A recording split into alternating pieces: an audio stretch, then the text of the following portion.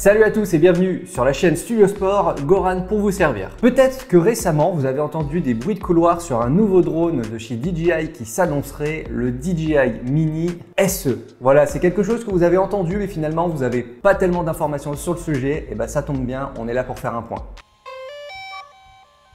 Le DJI Mini SE, c'est avant tout une histoire. Et cette histoire, la voilà. Le 4 juin dernier, Walmart, c'est un peu l'équivalent américain de Carrefour ou Cora, mais en plus gros, vous connaissez, a mis en rayon quelques exemplaires, mais également en ligne, une fiche technique d'un produit qui a surpris tout le monde tellement c'est sorti de nulle part, celle du DJI Mini SE. Vous vous en doutez, à la seconde où ils sont aperçus de leur erreur, ils ont tout retiré, ils ont fait genre de rien. Mais il était déjà trop tard. Ce qu'on a appris avec cette bourde, c'est que même si le drone était indiqué comme indisponible, une autre information nous est quand même parvenue. En effet, une photo prise dans le magasin nous indiquait alors un prix de 299 $ pour ce drone.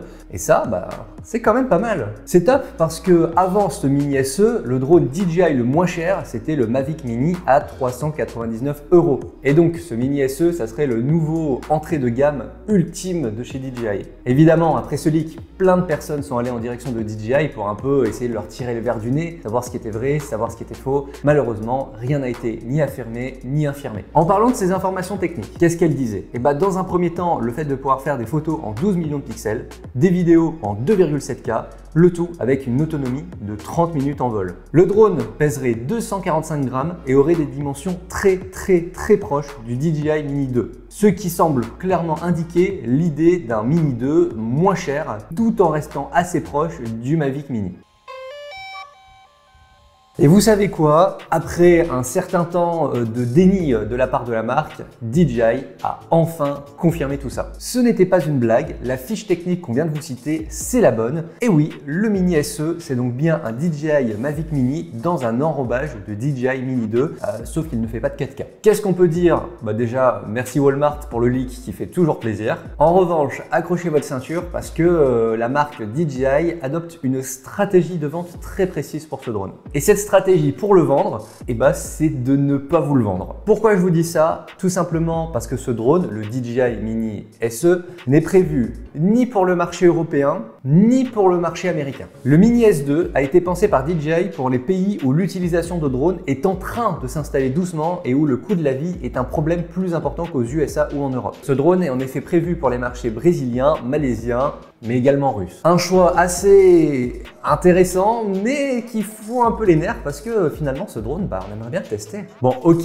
le drone ne fait pas de 4K, mais encore une fois, le prix est présent et c'est pas pour autant que le reste de la fiche technique sera à mettre aux oubliettes. On se demandait par exemple si la transmission serait en Wi-Fi comme le Mavic Mini ou avec OcuSync 2 comme le Mini 2.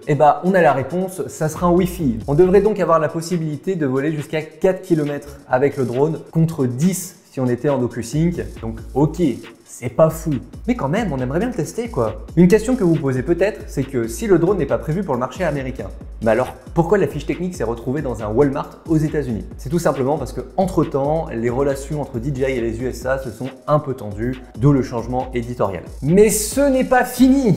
Je vous ai dit que c'était tout un bordel cette histoire. La dernière actualité en date, et là c'est très frais, ça date de quelques jours avant qu'on tourne cette vidéo, c'est que Best Buy, donc en gros une grosse enseigne américaine, a officialisé le fait qu'ils allaient le vendre ce drone finalement. Il semblerait donc qu'au niveau américain, les relations entre les États-Unis et la Chine se soient améliorées. Finalement, est-ce qu'on ne peut pas espérer quelque chose pour le marché européen? Seul l'avenir nous le dira.